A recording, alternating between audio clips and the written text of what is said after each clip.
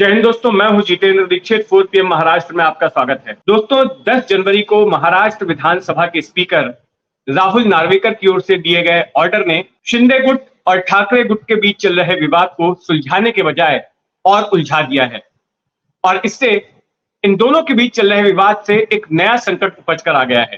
साथ में सियासी गलियारों में सवाल भी पूछा जा रहा है कि क्या स्पीकर सुप्रीम कोर्ट से ऊपर हो गए?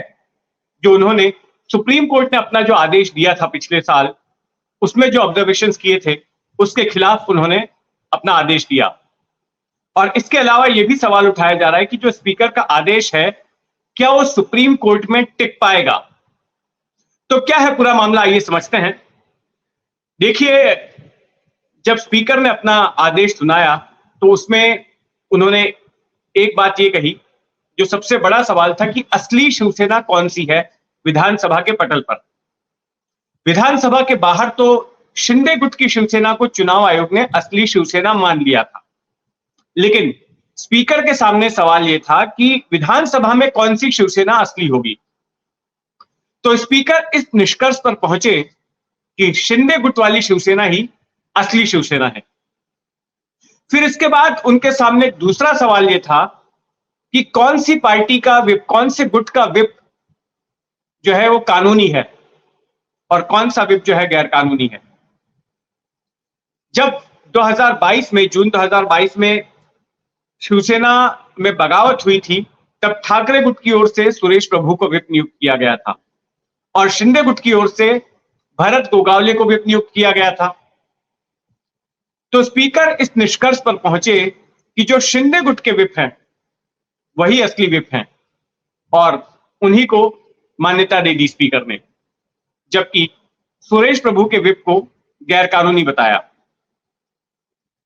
अब ये दोनों ही बातें, एक तो शिंदे गुट को असली शिवसेना के तौर पर रिकॉग्नाइज करना और शिंदे गुट के विप को असली विप के तौर पर मान्यता देना, ये दोनों ही बातें, ये दोनों ही आदेश सुप्रीम कोर्ट ने जो आदेश दिया था उसके विपरीत हैं। सुप्रीम कोर्ट ने अपने आदेश में यह बात कही थी कि जो शिंदे गुट को नेता जब बनाया गया तो वो विधान भवन की बाहर की पार्टी, जो मूल पार्टी है, उसकी सहमति नहीं ली गई थी। ऐसा सुप्रीम कोर्ट का ऑब्जर्वेशन था। तो फिर ऐसे में शिंदे गुट का विधायक मंडल का नेता बनाया जाना जो है वो गैर कानूनी था, सुप्रीम कोर्ट का ऑब्जर्वेशन है। लेकिन उसी विधायक दल को अब स्पीकर नार्वेकर ने असली शिवसेना मान लिया। तो ये एक कॉन्ट्रडिक्शन है। दूसरा कॉन्ट्रडिक्शन यह है कि भरत गोगावले को जब विप के तौर पर नियुक्त किया गया शिंदे गुट की ओर से, तो सुप्रीम कोर्ट ने अपना ऑब्जर्वेशन यह दिया कि जो प्रक्रिया का पालन करना चाहिए था विप की नियुक्ति के लिए, उस प्रक्रिया का पालन नहीं किया गया और ऐसे में भरत गोगावले की बतौर विप के तौर पर नियुक्ति गैर कानूनी है। लेकिन यहां पर भी स्पीकर ने उसे मान्यता दे दी और ठाकरे गुट के विप को अमान्य कर दिया। अब इससे एक संकट यह खड़ा हो गया है कि अब आने वाले वक्त में जब महाराष्ट्र में अगला विधानसभा का सत्र होगा, तो बजट सत्र होने वाला है, तो उस सत्र में अब सवाल उठेगा कि आखिर ये जो तमाम विधायक हैं दोनों ही गुटों के, उनके लिए फिर एक ही विप रहने वाला है, क्योंकि स्पीकर की नजर में विधानसभा के पटल पर जो भरत गोगावले हैं, शिंदे गुट के विप हैं, वो ही असली विप हैं। हालांकि स्पीकर अपने आदेश में ये मानते भी हैं कि दो गुट बन गए हैं, लेकिन जिस तरह से आदेश दिया गया है उससे यह लगता है कि जो भरत गोगावले की ओर से जारी किया गया विप है वो दोनों ही गुटों को मानना पड़ेगा, यानी कि जो ठाकरे गुट के विधायक हैं उनको भी मानना पड़ेगा, क्योंकि ठाकरे गुट को उन्होंने अलग से रिकॉग्नाइज नहीं किया। असली शिवसेना के तौर पर उन्होंने शिंदे गुट को ही रिकॉग्नाइज किया है। तो इससे एक नया झमेला जो है खड़ा हो गया है। और अगर मान लीजिए कि बजट सेशन में किसी बात को लेकर शिंदे गुट की ओर से विप निकाला जाता है और ठाकरे गुट के विधायक उसका पालन नहीं करते हैं, तो फिर शिंदे गुट स्पीकर से शिकायत कर सकता है कि ठाकरे गुट के विधायकों को डिस्क्वालीफाई किया जाए, क्योंकि इन्होंने विप का उल्लंघन किया है। यहां पर एक और बात भी गौर करने लायक है कि स्पीकर नार्वेकर अपने आदेश में बार बार हवाला दे रहे थे इलेक्शन कमीशन का, इलेक्शन कमीशन के पास में संविधान की जो कॉपी है उनके वेबसाइट पे अपलोड की गई, उसके आधार पर ही उन्होंने अपना फैसला सुनाया है।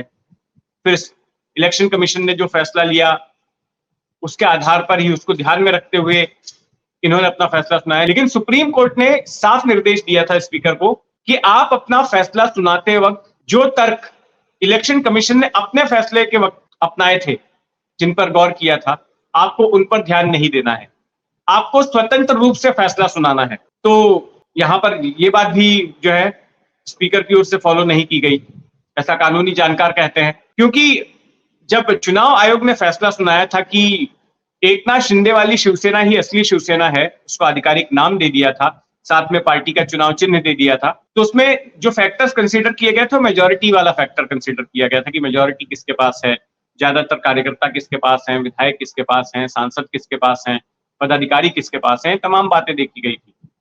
लेकिन सुप्रीम कोर्ट ने कहा कि आपको इंडिपेंडेंटली चुनाव आयोग ने क्या किया है, किस आधार पर फैसला लिया, वो नहीं देखना है आपको। लेकिन राहुल नार्वेकर ने यही किया।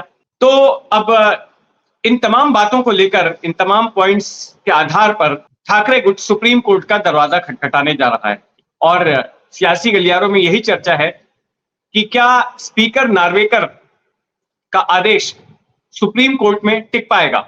वैसे ठाकरे गुट की ओर से 2 दिनों पहले ही, 10 जनवरी के आदेश के 2 दिनों पहले ही आशंका जता दी गई थी कि कुछ ऐसा ही स्क्रिप्टेड आदेश आने वाला है। ठाकरे गुट का कहना था कि स्पीकर और एकनाथ शिंदे में मिली भगत है, क्योंकि स्पीकर जज की भूमिका में है, एकनाथ शिंदे आरोपी की भूमिका में है, लेकिन इसके बावजूद दोनों के बीच में 2 बार गुपचुप मुलाकात होती है। तो कहीं ना कहीं दाल में काला नजर आ रहा था और उनको लग रहा था कि ऐसा हो सकता है कि फैसला उनके खिलाफ जाए, और वही हुआ भी। इस बात की शिकायत फैसला आने से पहले ही शिवसेना के ठाकरे गुट ने एक एफिडेविट के माध्यम से सुप्रीम कोर्ट में कर दी है, इन मुलाकातों का ब्यौरा देते हुए। तो देखते हैं कि इस पूरे मामले में सुप्रीम कोर्ट क्या रुख अपनाता है और सियासी हलचल राज्य में किस तरह से आगे बढ़ती है। तो ये खबर आपको कैसी लगी कमेंट बॉक्स में जरूर लिखिएगा। अगर आपने अब तक इस चैनल को सब्सक्राइब नहीं किया है तो सब्सक्राइब कर लें। जय हिंद।